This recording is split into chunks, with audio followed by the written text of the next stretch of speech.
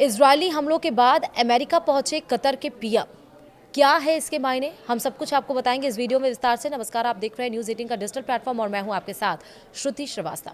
Qatar के प्रधानमंत्री शेख मोहम्मद बिन अब्दुल रहमान अल थानी ने अमेरिकी राष्ट्रपति डोनाल्ड ट्रंप से मुलाकात की। यह बैठक शुक्रवार को न्यूयॉर्क में रात्रि भोज के दौरान हुई। व्हाइट हाउस ने बैठक की पुष्टि की है, लेकिन मीटिंग की डिटेल नहीं दी गई। इजरायल ने 9 सितंबर को कतर की राजधानी दोहा में हवाई हमले किए थे।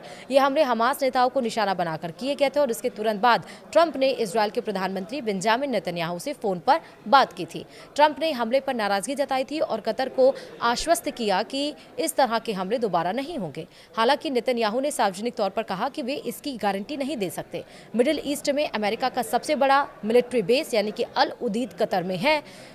कतर में करीब 10,000 अमेरिकी सैनिक तैनात हैं। अमेरिकी राजदूत स्टीव विटकॉफ भी शुक्रवार को राष्ट्रपति ट्रंप और कतर के पीएम शेख मोहम्मद बिन अब्दुल रहमान अल थानी के बीच बैठक में शामिल हुए।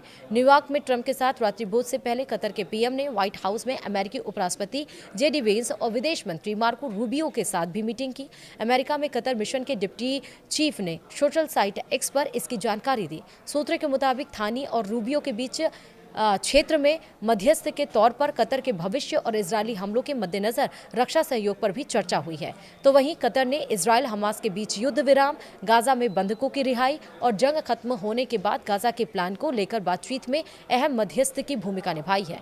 9 सितंबर के हमले के बाद अल थानी ने आरोप लगाया कि इजरायल शांति की पहल खत्म करना चाहता है, लेकिन कतर मध्यस्थता से पीछे नहीं हटेगा। वहीं कतर के विदेश मंत्रालय ने कहा कि अमेरिकी अधिकारियों के साथ बैठक में क्षेत्रीय स्थिति पर बात हुई है। इस दौरान अमेरिका और कतर के बीच गहरे रणनीतिक संबंधों को बढ़ाने पर भी चर्चा हुई। विदेश मंत्रालय के मुताबिक कतर के पीएम ने कहा कि इजरायल के आक्रामक हमलों को देखते हुए कतर अपनी सुरक्षा और संप्रभुता सुनिश्चित करने के लिए हर संभव मदद उठाएगा।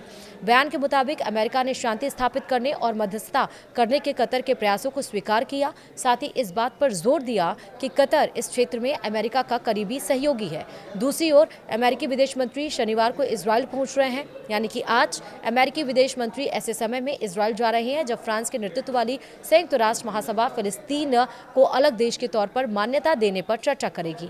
रूबियो का ये दौरा इसलिए भी अहम है क्योंकि ट्रंप ने हमास की कैद में मौजूद अमेरिकी नागरिकों को वापस लाने का वादा किया है।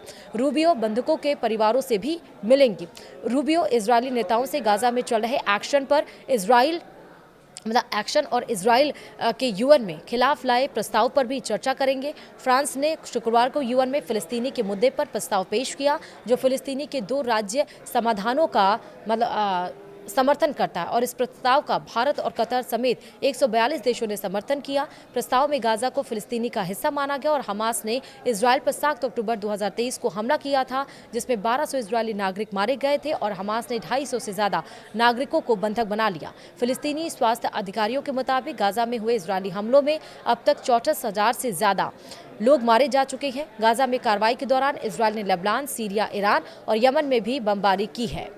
गाजा में कार्रवाई के दौरान इजरायल ने लेबनान, सीरिया, ईरान और यमन में भी बमबारी की है। इजरायली हमलों की वजह से सिर्फ गाजा से 19 लाख फिलिस्तीनी पलायन कर चुके हैं। ऐसे में 9 सितंबर को हुए हमले से ये सवाल उठता है कि क्या इजरायल ने गाजा में पलायन के मुद्दे से ध्यान हटाने के कतर पर हमले किए, या वह हमास को संदेश देना चाहता है कि उसके छिपने की कहीं भी जगह नहीं बची है और उसे जल्द ही समझौता कर लेना चाहिए।